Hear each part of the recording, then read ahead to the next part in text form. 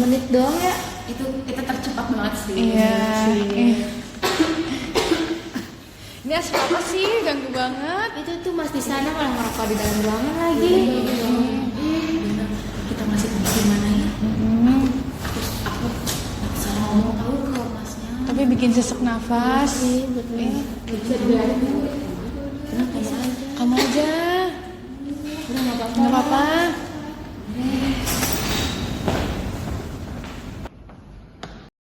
Mas, punten.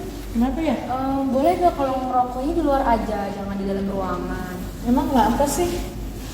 Soalnya kita kurang nyaman mas, kayak susah napasnya gitu, soalnya susah. Ya kalau misalnya nggak nyaman mah keluar aja teh. Kenapa sih?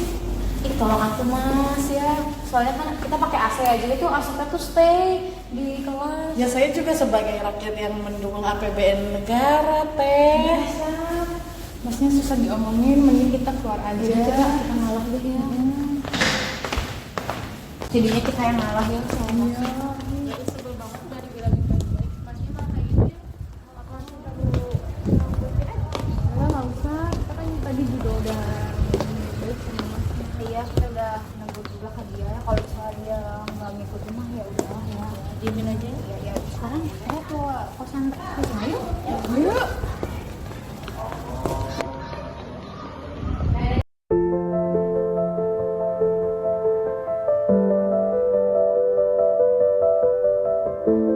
Dari tadi ya kalau kita perhatiin di jalan tuh kenapa sih orang-orang tuh merokok. Iya.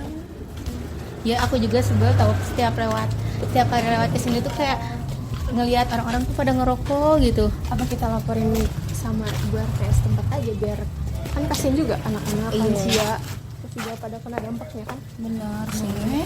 Yuk kita laporin. Yuk. Assalamualaikum. Salam, ada apa? Sini masuk dulu, duduk dulu. Jadi ada apa? Jadi tujuan kami datang ke sini ingin menyampaikan sesuatu Bu. Ternyata di lingkungan ini bapak-bapaknya banyak sekali yang menjadi perokok aktif. Itu kan bisa merugikan masyarakat sekitar sini. Betul Bu, mungkin boleh dibantu buat ada kegiatan sosialisasi dampak bahaya rokok agar masyarakat lebih waspada lagi. Boleh atuh, boleh banget. Nanti saya bantu kumpulkan warganya untuk ikut sosialisasi tersebut ya. Baik Ibu. Terima kasih Bu, mohon maaf mengganggu waktunya. Ya, sama-sama.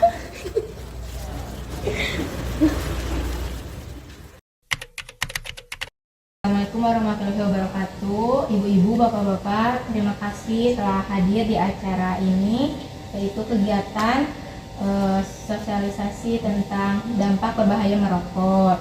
Sebelumnya saya tidak sendiri, bersama mahasiswa dari Poltekkes juga. Sekali sini Riz, ambil alih. Assalamualaikum warahmatullahi wabarakatuh. Bapak Ibu, bagaimana kabarnya? Saya Isma Aulia dari mahasiswa Poltekkes yang akan menjelaskan bahaya dari merokok. Sebelumnya udah tahu belum nih dampak dari bahaya merokok pada ibu-ibu, anak, ataupun lansia? Waalaikumsalam warahmatullahi wabarakatuh. Tahu Neng, Ya Ibu, bagaimana? dampaknya bisa kena penyakit jantung sama paru-paru. Penyakit kanker ada nggak nih, kayak kanker mulut, kanker tenggorokan, paru-paru?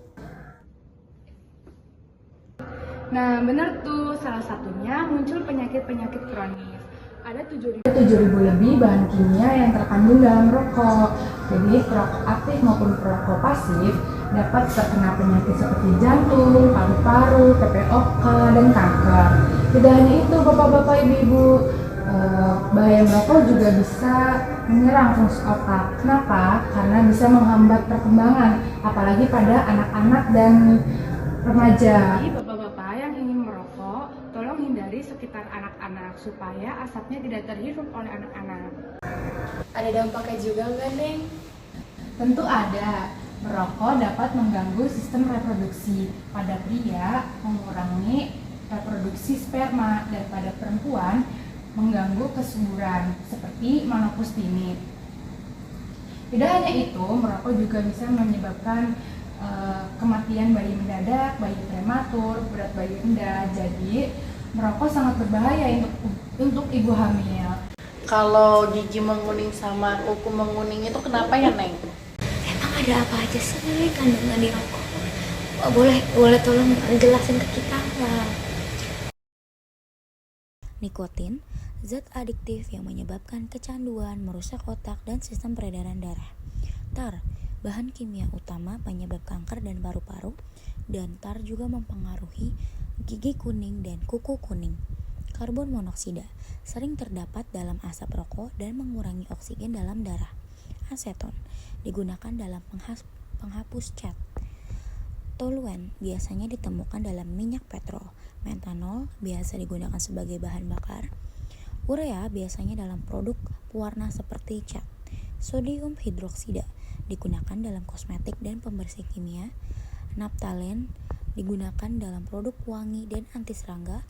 Geranol, racun pada pembasmi serangga. Cinamaldehid, racun yang ada dalam racun anjing dan kucing.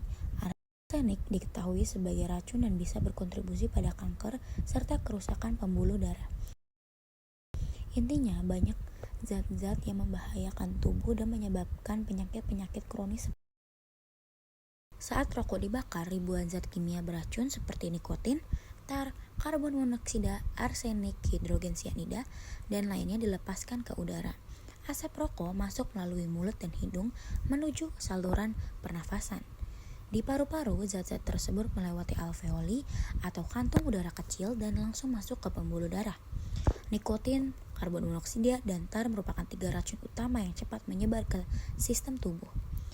Zat racun terbawa oleh aliran darah ke seluruh organ tubuh seperti otak, jantung, hati, dan ginjal. Nikotin merangsang produksi adrenalin sehingga tekanan darah dan detak jantung meningkat.